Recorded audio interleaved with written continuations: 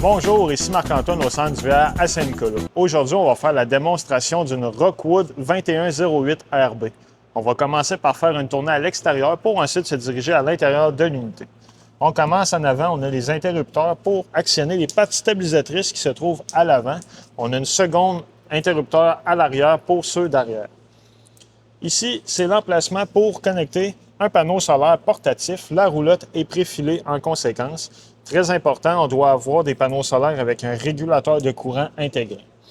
On a un coffre de rangement ici, un second là qui tombe sous le lit dans la roulotte, des marches escamotables et on a une garde qu'on peut déployer pour monter à l'intérieur.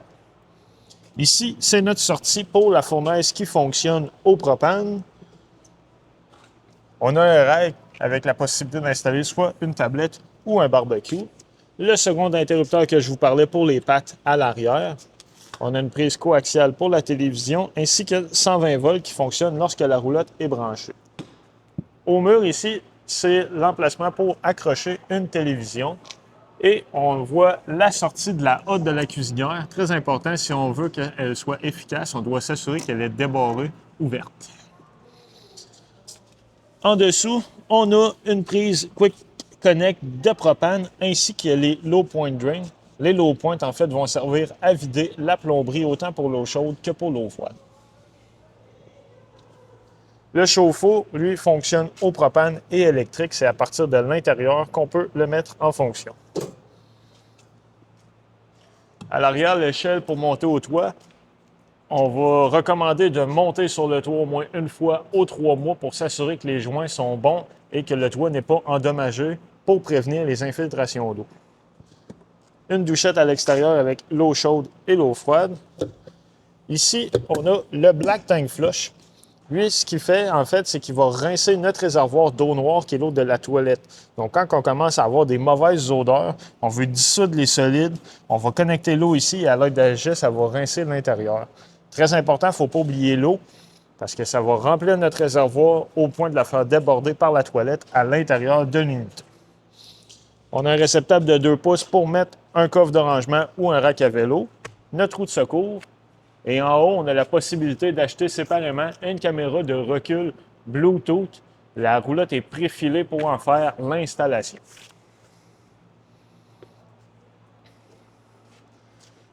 Ici, c'est notre connexion 30 ampères 120 volts.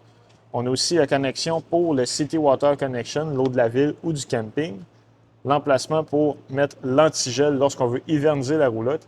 Et on a des prises coaxiales pour la télévision. En dessous, notre système d'égout. Donc, lorsqu'on va effectuer la vidange de nos eaux usées, on va venir connecter notre tuyau juste ici. On va toujours ouvrir la valve noire en premier, qui est l'eau de la toilette. Quand c'est vide, on va ouvrir la valve grise pour effectuer un rinçage de la tuyauterie. Quand on a terminé, on va refermer les valves et remettre notre capuchon.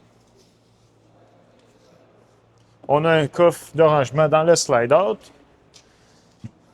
Ici, l'emplacement pour remplir notre réservoir d'eau fraîche. Donc, lorsqu'on veut marcher en mode autonomie, on n'aura pas accès à l'eau. On remplit notre réservoir et en actionnant la pompe à l'eau, on va avoir de l'eau dans notre binetterie. En dessous, la valve blanche qu'on voit, c'est pour vidanger l'eau fraîche.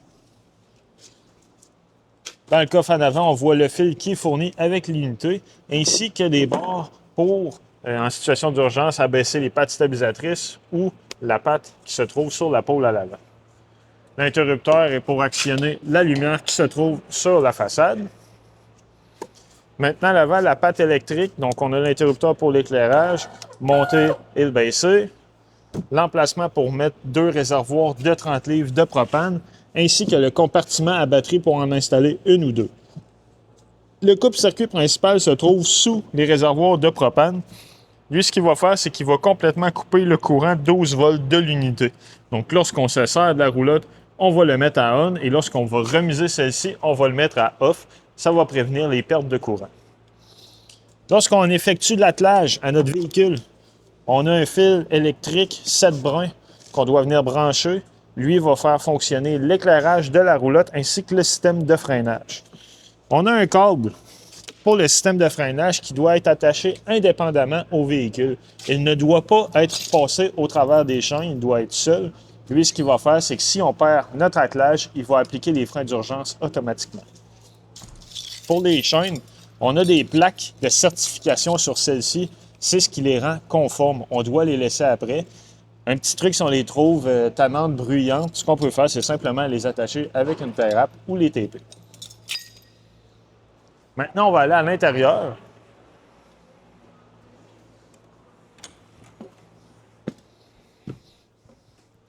Bon, à l'entrée, sur le côté gauche, on a l'indication de nos niveaux de réservoir, donc l'eau fraîche, l'eau noire et l'eau grise. On a les interrupteurs pour l'éclairage. Un bouton Bluetooth Connect via une application qu'on peut télécharger sur notre téléphone. On peut avoir le même type de contrôle. L'action pour activer le water heater, donc le chauffe-eau au propane ou électrique. L'interrupteur pour la pompe à eau. Donc, quand notre réservoir est plein, on actionne la pompe, on a de l'eau à la robinetterie. Très important, quand on va avoir fini de se servir de l'eau avec la pompe, on recommande de la fermer après.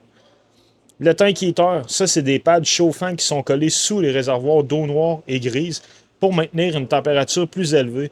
À l'extérieur, il commence à faire sous zéro. On ne veut pas que nos eaux usées gèlent. On va être capable d'en faire la vidange. Donc, on va activer le tank heater. Ici, c'est l'interrupteur pour ouvrir et fermer l'eau vent. Le slide-out, juste ici. Contrôleur du panneau solaire. On a des panneaux sur le toit. Donc, lui, ce qu'il va faire, c'est simplement nous afficher le voltage de la batterie ainsi que l'ampérage auquel les panneaux solaires chargent la batterie. On a une prise 120 volts juste au-dessus. Dans la cuisine, on a un évier avec l'eau chaude et l'eau froide. Une cuisinière qui fonctionne au propane. Donc, lorsqu'on veut se servir de celle-ci, on va simplement appuyer et tourner pour ouvrir les gaz. On a de l'éclairage pour les ronds et pour la partie four en bas. La hotte de la cuisinière, donc l'éclairage et le fan. On n'oublie pas que la trappe à l'extérieur doit être ouverte. Un micro-ondes conventionnel comme on a à la maison. Et la télévision qui est là, de marque Connex, elle a une barre de son indépendante qu'on peut gérer, connecter notre téléphone. Et ce qu'on voit ici, c'est le booster qui est relié à l'antenne sur le toit. Donc, la manière que ça fonctionne, il y a des postes digitaux qui peuvent être disponibles d'un emplacement à l'autre. On doit aller dans les paramètres de la télévision, aller dans la section Channel et effectuer un Channel Scan. Lui, il va détecter s'il y a des postes de disponibles. Un exemple, au centre d'hiver à Saint-Nicolas, on va capter 3 à 4 postes différents.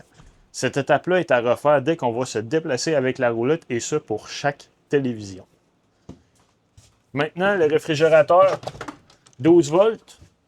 On a les différentes programmations possibles au haut. On peut le maintenir le bouton Power pour l'éteindre complètement.